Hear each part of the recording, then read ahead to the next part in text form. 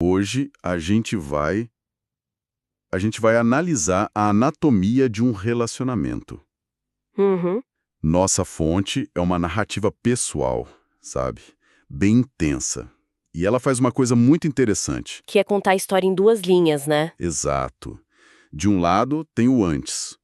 O início de um amor que nasce de uma forma, assim, totalmente inesperada, até traumática, E do outro, o agora. o agora.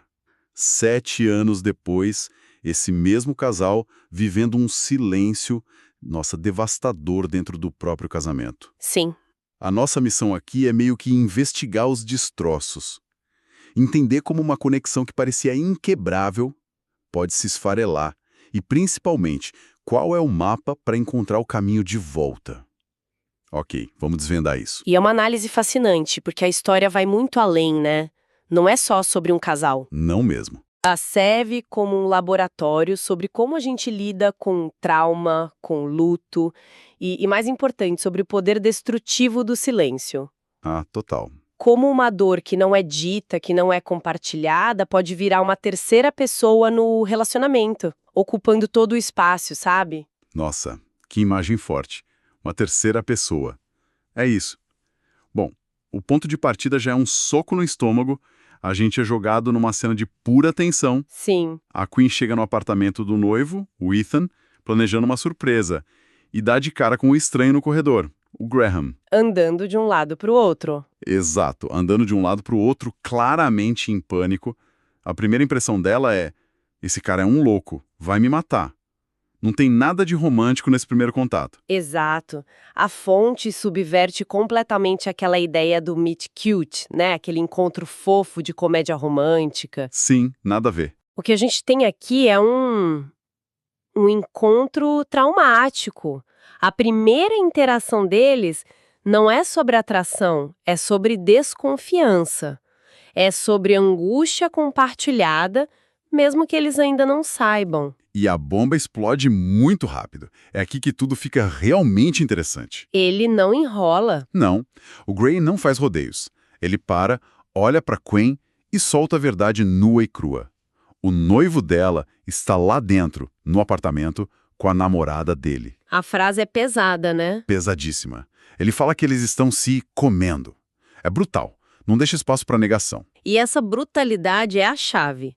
Ao compartilhar a pior notícia possível da forma mais direta, ele estabelece sem querer a base do relacionamento deles. Que é essa honestidade radical. Uma honestidade radical.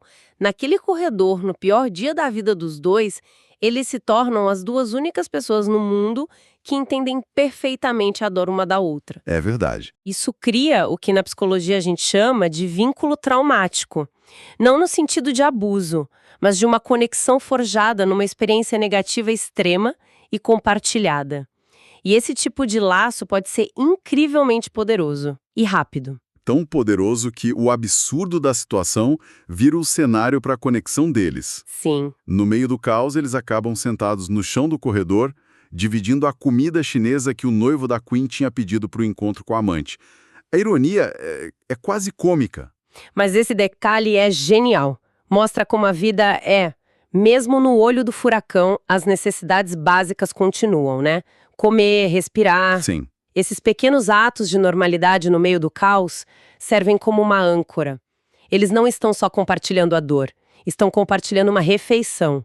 É um ato de comunhão forçado que humaniza e aprofunda o vínculo na hora. E tem um gesto que, para mim, define o caráter do Graham desde o início. Qual? Quando eles começam a ouvir os sons da traição vindo de dentro do apartamento.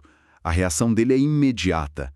Ele não fala nada, ele só se inclina e tampa os ouvidos da Queen com as mãos, para protegê-la. Nossa. Só depois ele tampa os próprios ouvidos. É um gesto de puro instinto protetor.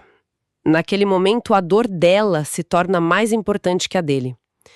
Mas a gente pode até aprofundar um pouco mais essa leitura, sabe? Como assim? Ao protegê-la do som, ele também se protege de ter que testemunhar a dor dela de forma explícita.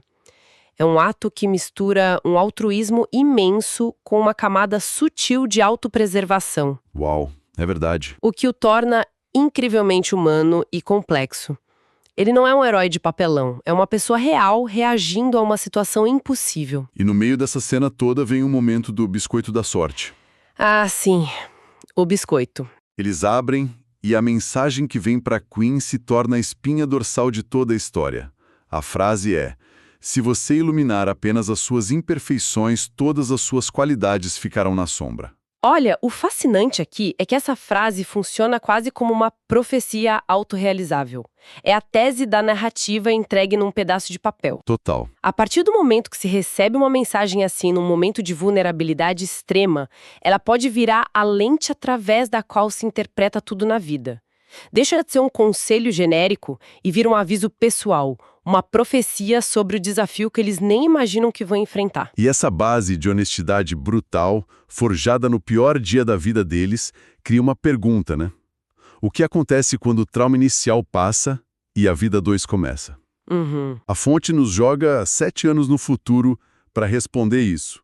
E o cenário, nossa, não podia ser mais diferente. Aquele casal que se conectou na dor, agora vive num deserto de silêncio. E a fonte nos aponta um gatilho para essa crise, a luta do casal contra a infertilidade. Mas aqui está o ponto crucial que a análise nos permite ver. Que não é só a infertilidade. Não. Os problemas externos raramente são o verdadeiro veneno. O veneno é o significado que a gente atribui a eles em silêncio. Para Queen, a infertilidade não era um desafio médico a ser enfrentado em dupla. Virou algo pessoal. Virou uma prova da imperfeição dela, da falha dela como mulher. E essa história que ela contou para si mesma, sozinha, foi o que realmente o separou. Totalmente. A narrativa interna dela é devastadora. Ela descreve como o sexo, que devia ser o ápice da intimidade, virou um processo mecânico, um ciclo deprimente de sexo, esperança, angústia. Perdeu toda a conexão. Sim, virou um procedimento com um objetivo que nunca se cumpre. E isso nos conecta direto à mensagem do biscoito da sorte. A Queen tá tão hiperfocada na imperfeição dela, na incapacidade de engravidar, que ela joga uma sombra sobre tudo mais. Sobre as qualidades delas, do Graham. Exato, as qualidades do casamento que eles construíram. A dor se torna a identidade dela. E quando a dor vira identidade, não sobra espaço para mais nada. E a gente sente a solidão do Graham de uma forma quase física. A fonte traz uma frase dele que é de cortar o coração. Qual era mesmo? Sinto sua falta quando você está ao meu lado na cama. Eles estão no mesmo espaço, mas em universos emocionais diferentes. E a narrativa descreve isso como a dança do divórcio. Esse padrão é um conceito clássico em terapia de casais, conhecido como o ciclo perseguidor-afastador. É um ciclo vicioso que se autoalimenta. Explica melhor isso. O Graham, sentindo a desconexão, persegue a Queen em busca de intimidade, de uma brecha. Só que isso, paradoxalmente, faz com que ela se sinta ainda mais pressionada. Porque cada tentativa dele é um lembrete da falha dela. Exatamente. Então ela se afasta ainda mais. O afastamento dela aumenta a ansiedade e a sensação de rejeição dele, o que o faz perseguir com mais intensidade. É uma dança trágica, sabe? Os dois tentando se proteger da dor, mas acabam causando mais dor um ao outro. Essa dança silenciosa não podia durar para sempre. O ponto de ruptura acontece quando Graham, se sentindo invisível, rejeitado, Sim. beija uma colega de trabalho, a Andrea. Mas o ponto-chave aqui é que ele não esconde. Ele chega em casa e confessa na hora. Mas essa confissão, não sei, não é também uma forma de crueldade? É uma ótima pergunta. Tipo, transferir o peso da culpa para ela, para se aliviar, sem pensar no impacto. Olha, a intenção e o impacto são duas coisas diferentes, né? A fonte não justifica o ato dele, mas apresenta como um sintoma da doença maior do casamento. Foi um ato desesperado, equivocado, de alguém buscando qualquer conexão. Porque se sentiu um fantasma em casa. Exato. A confissão imediata, embora brutal para o Queen, mostra que o objetivo dele não era começar um caso, mas sim implodir o silêncio. Foi uma granada jogada na sala de estar. Uau!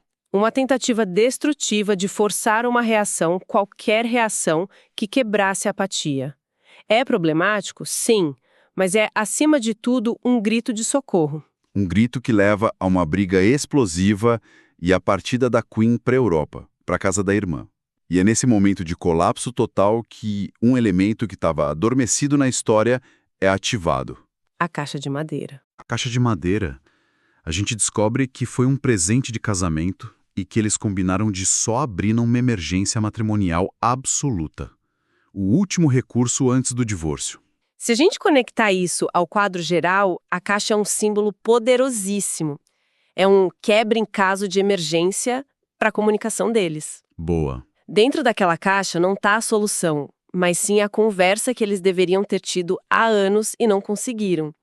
É interessante que, mesmo no auge da felicidade, eles tiveram uma consciência de que poderiam precisar de uma ferramenta de resgate. É verdade. A caixa representa a esperança do passado e, ao mesmo tempo, o fracasso do presente. E o clímax acontece quando Graham pega um avião, vai até a Europa com a caixa debaixo do braço. Ele a encontra e eles finalmente a abrem juntos. E o conteúdo surpreende. Muito. Dentro não tem um manual, nem conselhos de amigos. O conteúdo são cartas, dezenas de cartas que o Graham escreveu para Queen ao longo dos anos, em segredo. E aqui a história nos dá o seu maior insight sobre comunicação. Por que as cartas funcionam quando as conversas falharam? Por quê? Porque a palavra escrita tem uma vantagem imensa sobre a falada num ambiente hostil. Ela bypassa os mecanismos de defesa em tempo real. Ah, claro. Ao ler, a Queen é forçada a receber a mensagem completa, sem interromper, sem contra-argumentar, sem poder ver uma expressão facial e tirar conclusões precipitadas. Ela tem que apenas ouvir. Ouvir a verdade dele na sua forma mais pura e pensada. E as verdades que vêm dali são transformadoras. A gente descobre que o Graham sabia do diagnóstico de endometriose da Queen e da possível dificuldade para engravidar antes mesmo deles se casarem. E que isso não importou. Nunca, nem por um segundo, pesou na decisão dele de passar a vida com ela. Ele basicamente diz: eu não me apaixonei por você pela sua capacidade de ter filhos. Eu me apaixonei por você. Exatamente. As cartas desfazem a narrativa tóxica que a Queen construiu sozinha na cabeça dela. A história dela era: eu sou imperfeita e ele deve me ressentir por isso. Sim. A história dele, revelada nas cartas, era: eu a amo incondicionalmente e estou assistindo, de mãos atadas, o amor da minha vida se afogar em uma dor que ela não me deixa compartilhar. É a perspectiva dele, a dor escondida dele, o amor que ele tentava demonstrar, mas que o filtro da dor dela impedia de enxergar. Então, o que tudo isso significa? No fim das contas, o relacionamento deles foi forjado naquela honestidade brutal no corredor. E foi a perda dessa mesma honestidade, substituída pelo silêncio, que quase os destruiu. Perfeito. As cartas não são mágica. Elas são só um veículo que os força a voltar àquele estado fundamental de vulnerabilidade e verdade. Isso. A comunicação verbal tinha se tornado um campo minado. Cada palavra podia ser uma bomba. As cartas foram um esquadrão antibombas. Elas permitiram que a verdade fosse entregue e desarmada com segurança. Dando a ela o tempo para processar. O tempo e o espaço para processar a dor e o amor do Graham sem reagir imediatamente. Aquele padrão da dança do divórcio, do perseguidor afastador, foi quebrado porque, pela primeira vez em anos, ela parou de fugir e ele parou de perseguir. Ambos simplesmente pararam para ouvir. É uma jornada circular, no fim das contas. Começa com uma dor compartilhada, encontra a felicidade, quase se perde num sofrimento solitário e, por fim, se reencontra na coragem de encarar a verdade um do outro, por mais difícil que seja. Uma história sobre quebrar e ter a coragem de juntar os cacos. Exato. Ameaça a um relacionamento raramente é o problema externo em si. Seja a infertilidade, uma crise financeira, uma doença. Exato. A maior ameaça é quase sempre o vácuo que se forma ao redor do problema. É o silêncio, o isolamento, as histórias que contamos a nós mesmos quando não estamos conversando com o outro. E a reflexão que fica para quem está nos ouvindo é justamente essa. Sim. A pergunta que essa análise nos propõe é: quais são as imperfeições não ditas nas quais focamos em nossas próprias vidas? E, por consequência, que qualidades preciosas em nós mesmos, nas pessoas que amamos, nos nossos relacionamentos, estamos, sem querer, deixando na sombra por causa